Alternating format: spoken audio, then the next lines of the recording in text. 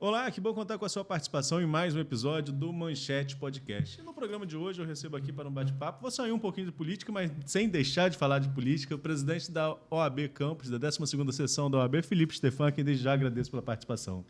Muito obrigado pelo convite, Arnaldo Neto. É uma honra estar aqui no seu programa e poder compartilhar ideias e emoções com você, já que é um ano de eleição. Felipe, vamos começar. Eu quero lembrar nossa entrevista lá ainda na Folha FM, na campanha na qual você foi eleito desta vez, terceira vez presidente da 12ª subseção da OAB. Quando conversávamos lá, naquele momento, com você, com o Carlos Alexandre, seu vice, uma das suas preocupações era em relação ao baixo número de juízes efetivos nas varas aqui da comarca de Campos. Agora, já caminhando para o fim desse mandato, você que não é candidato à reeleição, mudou alguma coisa? Deu para melhorar? Como você atua nesse sentido? Então, Arnaldo, essa é uma preocupação constante dos dirigentes da ordem da 12ª subseção. Tão logo nós obtivemos sucesso nas urnas e tomamos posse, em janeiro, né, após o final do recesso forense, estivemos já na presidência do tribunal, junto aos juízes auxiliares da presidência, levando essa demanda da carência de juízes aqui na região norte fluminense, que a 12ª subseção, ela compreende Campo dos Goitacazes, São João da Barra, São Francisco Tabapuana, Cardoso e Italva, sendo que a comarca é Italva. Então, essas tratativas perduraram durante aproximadamente 8 meses. Havia um concurso de magistrado em curso, que finalizou, eles fizeram o curso, e tão logo tomaram posse, até por orientação do presidente do tribunal à época, chegaram aqui aproximadamente, desse concurso, aproximadamente 6 mais 3. Então, esses juízes foram empossados, um em São João da Barra, uma em São Francisco Tabapuana e os demais aqui. Até porque nós tínhamos uma carência aqui de 7, contudo, depois aumentou para 8, porque foi alçado a condição de desembargador merecidamente, que foi o Geraldo Batista, e depois 2 foram suspensos pelo Conselho Nacional de Justiça. E aí chegaram esses 9, e mesmo assim nós ficamos com uma vara em São João da Barra sem juiz e uma civil em Campos. E essa magistratura do último concurso, os que vieram removidos, veio uma de Macaé, São Fidélis, chegaram com muita vontade de trabalhar. Estão trabalhando muito.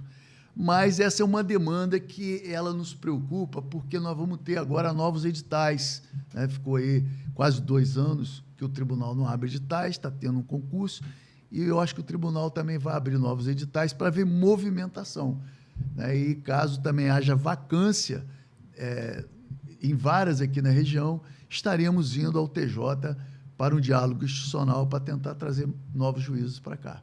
Mas avançamos nesse ponto, graças a Deus. Felipe, você citou aqui também, né? Passamos por uma pandemia, seu mandato esse mandato na OAB pegou essa pandemia também. O que mudou no rito do processo de antes e depois da pandemia? Eu digo isso porque, antes mesmo da sua resposta, dia desses eu estava acompanhando uma situação familiar que teve uma audiência ainda por videoconferência, né? Parecia que era algo que ia ficar lá na pandemia, mas não, vai ficar para sempre? Então, essa foi uma questão que a OAB como um todo no Brasil se movimentou muito junto ao Conselho Nacional de Justiça. No Tribunal de Justiça do Rio, as audiências são presenciais, via de regra são presenciais.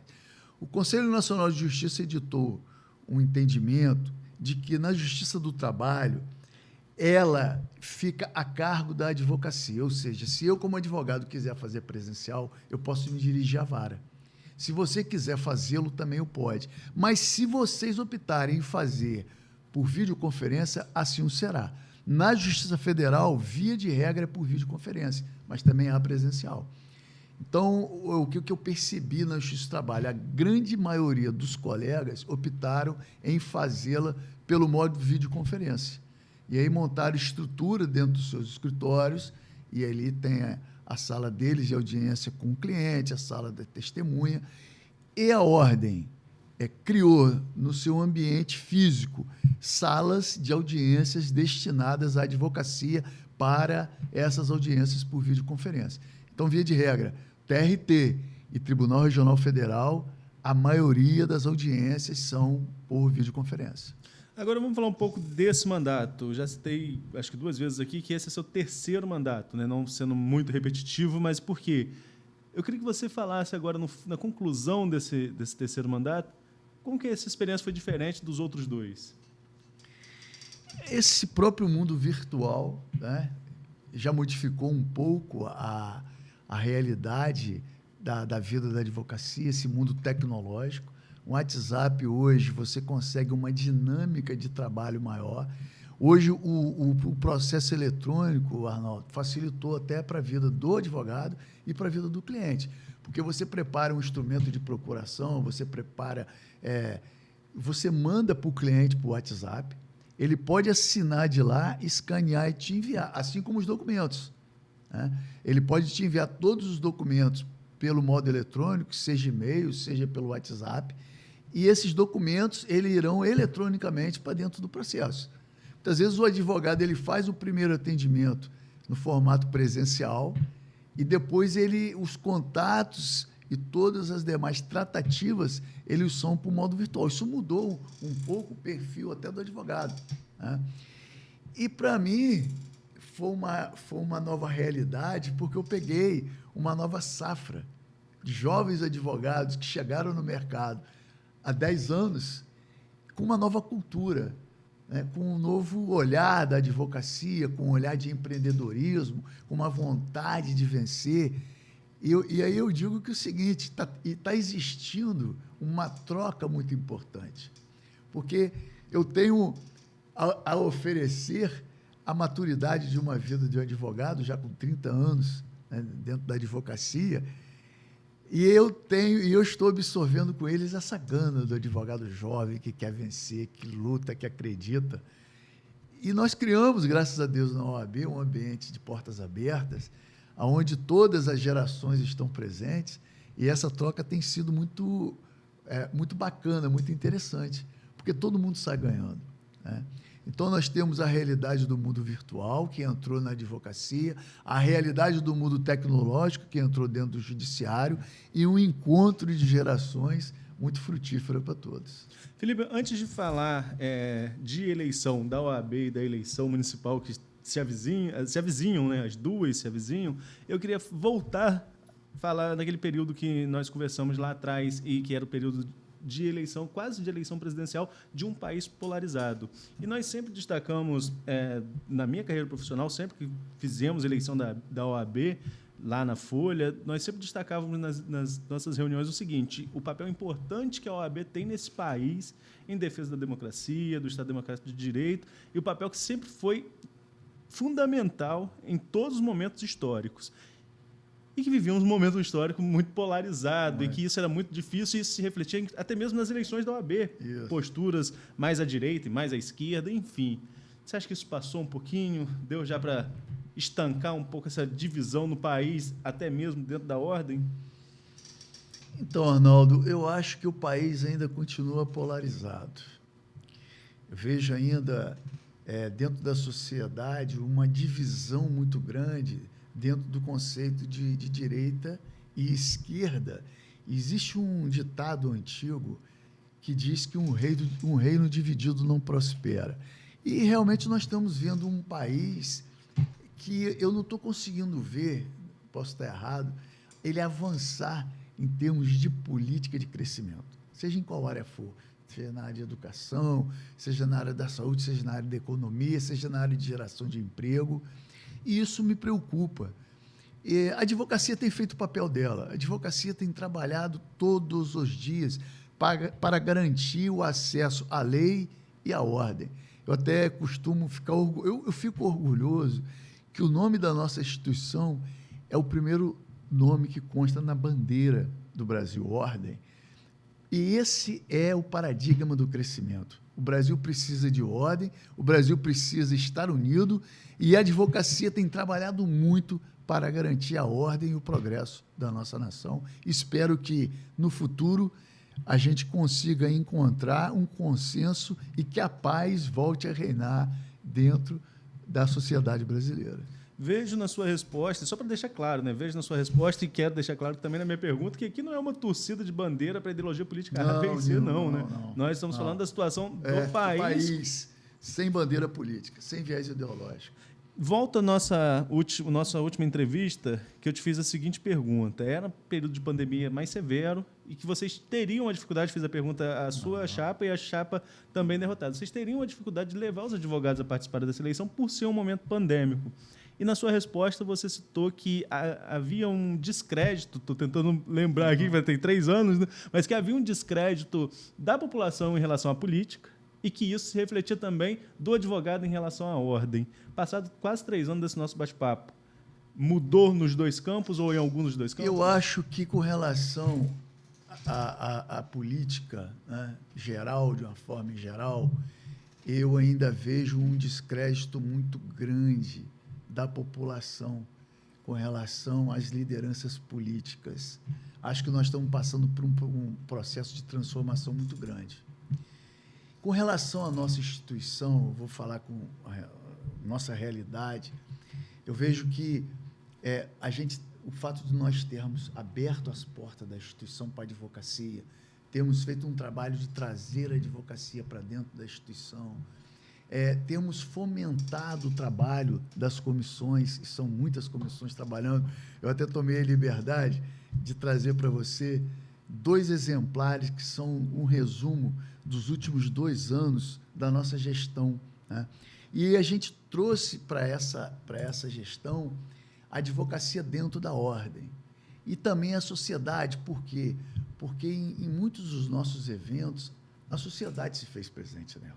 Nós fizemos um evento, nós fizemos inúmeros eventos, alguns em parceria com o poder público municipal, outros com os tribunais. Fizemos um evento em parceria com o Tribunal Regional do Trabalho, onde nós discutimos segurança e qualidade de vida no meio ambiente de trabalho. Fizemos parceria com a Prefeitura para discutir meio ambiente e regras de trânsito na cidade. Fizemos eventos com a Universidade Cândido Mendes, com o Easy Cinza. Vamos ter sexta-feira um ambiente com o conselho, com os conselhos do município. Sábado nós vamos ter um evento sobre direito eleitoral na casa. Enfim, sexta-feira passada teve um de meio ambiente com inúmeros órgãos ambientais e muitos outros eventos para a advocacia, como cursos, palestras em várias áreas do direito. E essa interação com os tribunais também, tanto com a Corregedoria e a presidência do TJ, quanto com a Corregedoria e a presidência do TRT, também com juízes federais, estabelecendo interlocução para melhorar o bom andamento dos processos, levando demandas da advocacia e da própria sociedade. Isso eu acho que essa preocupação nossa e esse trabalho, eu acho que serviu para a advocacia olhar a ordem, né, como uma parceira, como um órgão que é representativo dele no campo de levar a todos dignidade no seu ambiente de trabalho. Vamos falar um pouco sobre essa próxima eleição da OAB. A gente sempre fala, a gente sabe que a 12ª subseção é mais ampla, mas não tem jeito, é o hábito, né? OAB Campus. Faz parte. Eu quero só fazer um parênteses, quando eu falo muito 12ª subseção. Você sabe o amor que eu tenho por São João da Barra. Recíproco. Você, São Joanense também. São Francisco, eu advoguei muito em São Francisco, a minha esposa, a família dela é de Talva, eu tenho parentes em Cardoso, então eu não quero deixar nunca esses municípios de fora. Não, mas são municípios irmãos e tenho o maior carinho por eles. Não, e é o correto, né, Felipe? É o correto, com certeza. Mas, voltando à próxima eleição, como eu já disse, você não é candidato à reeleição, embora pudesse, né? Perfeito. Mas qual é o seu papel nessa eleição que se avizinha na OAB?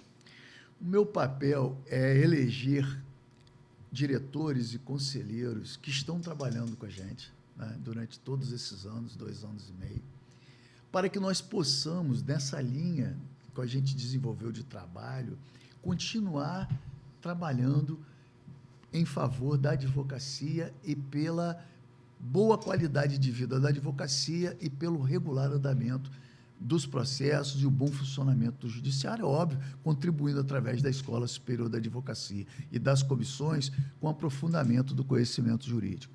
Então, a gente teve digamos, o consenso de escolher para me suceder na presidência quem é a minha secretária-geral, que é a doutora Mariana Lontra Costa, filha de advogado, tanto o pai quanto a mãe. O pai, infelizmente, faleceu, sobrinha de advogado, prima de advogado, irmã de advogado, e que, ao meu lado ali, como secretária-geral, fez um brilhante papel.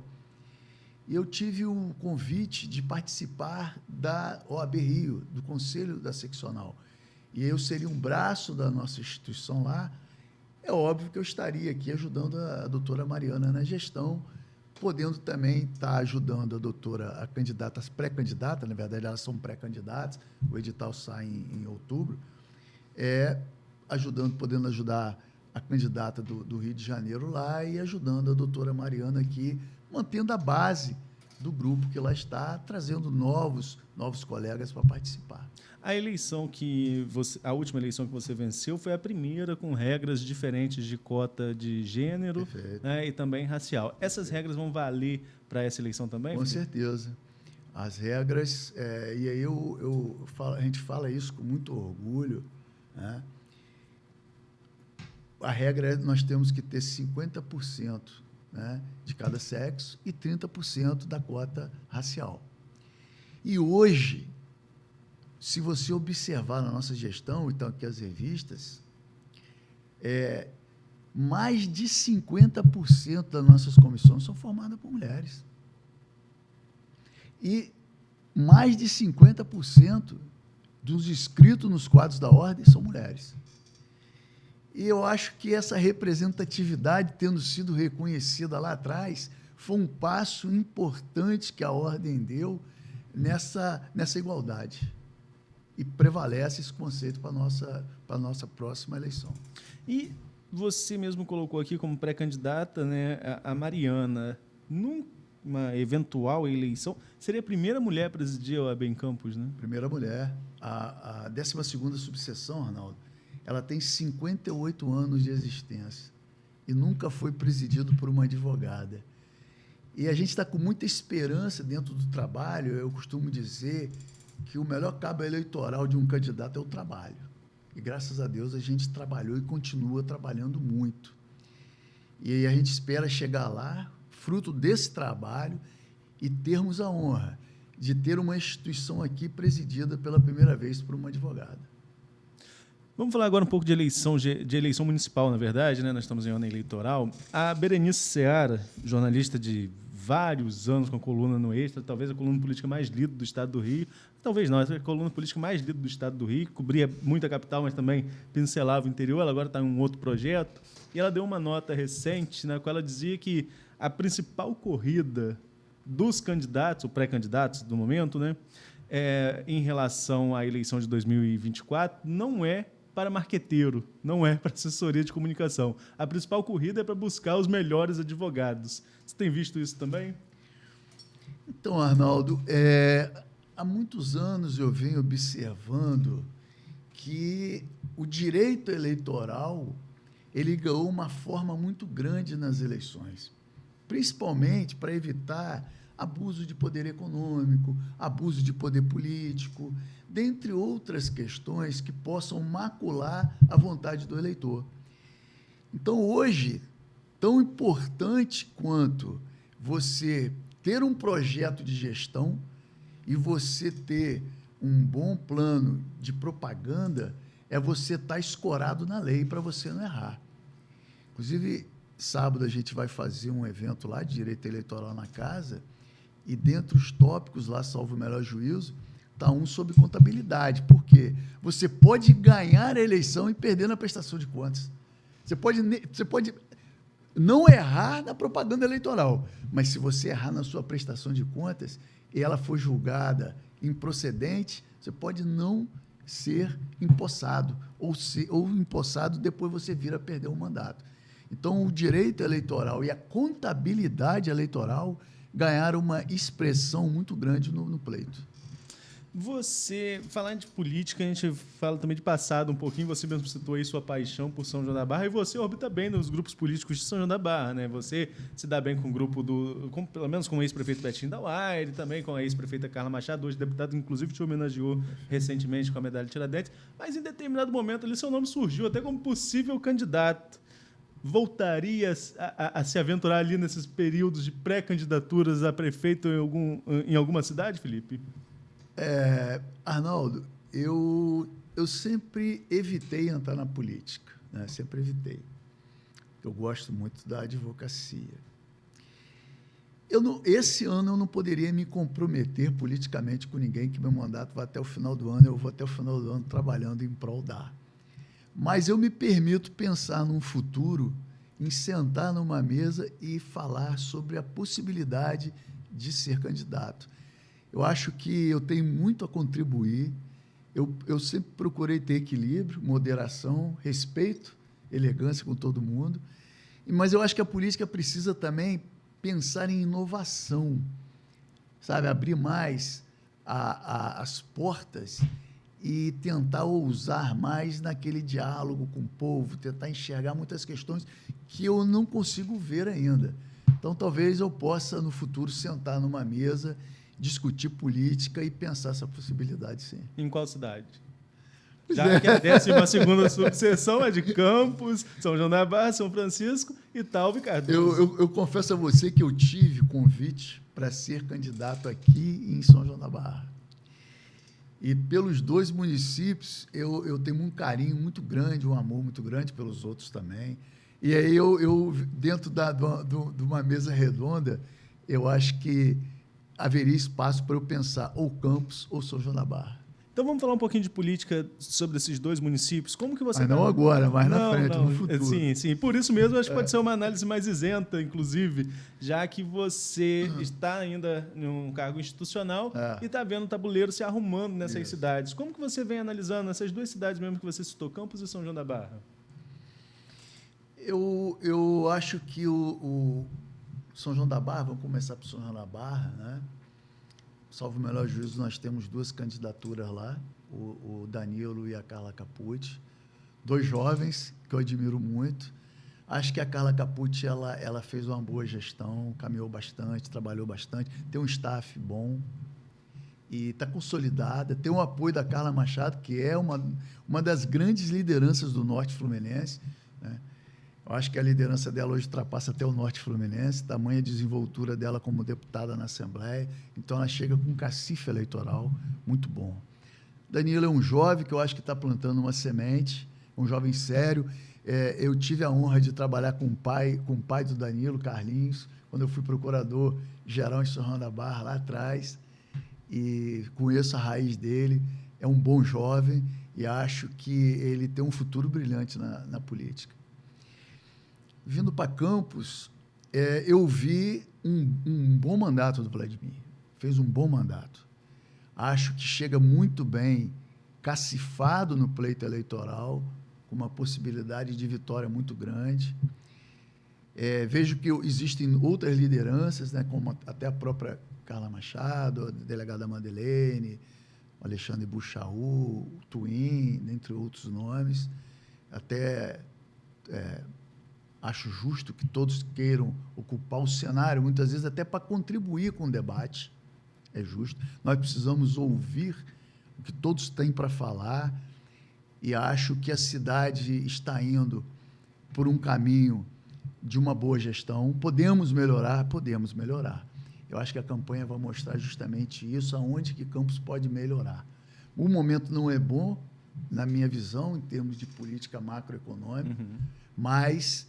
avançamos bem e torço que haja, digamos assim, uma moderação e uma certa elegância nas tratativas entre os candidatos.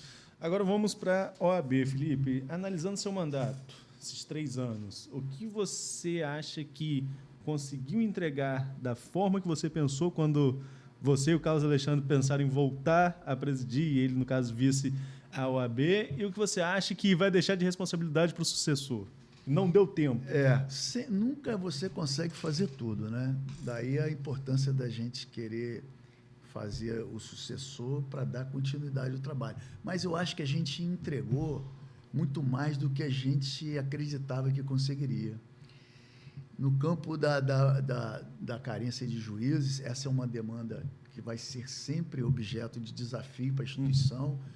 Temos aí hoje, graças a Deus, bastante magistrado, mas o tribunal vai começar a movimentar os editais. A gente pode vir a sofrer novas carências, mas esse é um trabalho que a instituição vai ter que se locomover para a capital. Conseguimos, uma das primeiras palavras que a gente usou na campanha foi acolhimento. A gente vinha de uma pandemia e a gente sentia que estava todo mundo carente de um abraço, carente de um bom diálogo, carente de uma instituição que abrisse as portas, e assim o fizemos. Não só abrimos as portas, como ouvimos a categoria. A gente pensou muito em movimentar essas comissões. As comissões são muito importantes para a advocacia e para a sociedade civil, assim o fizemos. Nós temos, e aí você vai ver nas nossas revistas aqui, o belo trabalho das comissões durante esses 2 anos e meio, e o trabalho não para. Tínhamos uma preocupação com a Escola Superior da Advocacia, e hoje ela está funcionando a pleno vapor. Estabelecemos diálogo institucional, tanto com o Tribunal de Justiça, quanto com o TRT, quanto com o Tribunal Regional Federal, e com os juízes que aqui estão, não só com o tribunal na capital, mas aqui conversando com eles para melhor funcionamento do judiciário em várias áreas, e obtivemos um feedback. É óbvio que a gente não consegue resolver tudo, as demandas são muitas, mas avançamos bastante. Enfim, conseguimos pela primeira vez realizar aqui o colégio de presidentes da seccional com as subseções. Nunca houve isso em Campos. Conseguimos realizar o primeiro colégio de presidentes, onde vieram 61 presidentes de subseções de todo o estado, mais a diretoria da seccional, para discutir funcionamento do judiciário, críticas, ponto de vista, enfim, tudo que diz respeito à advocacia fluminense. Conseguimos uma reaproximação muito grande com a seccional da OAB-Rio. Eles já tiveram aqui várias vezes participando de evento nosso, assim como nós estamos sempre lá conversando com eles. Conseguimos investir tanto na casa de custódia quanto no presídio, parlatório que os advogados frequentavam. Estavam muito feios, quebrados, ar-condicionado que não funcionava. Reformamos esses 2 parlatórios, levando mais dignidade para a advocacia. Enfim, eu acho que foi o que eu falei no início, a gente conseguiu entregar mais do que nós acreditávamos. Mas a gente quer ainda continuar trabalhando para poder... que nós sabemos do dia a dia da advocacia, sabemos das dificuldades, e a gente acredita que a gente pode continuar trabalhando e entregar mais.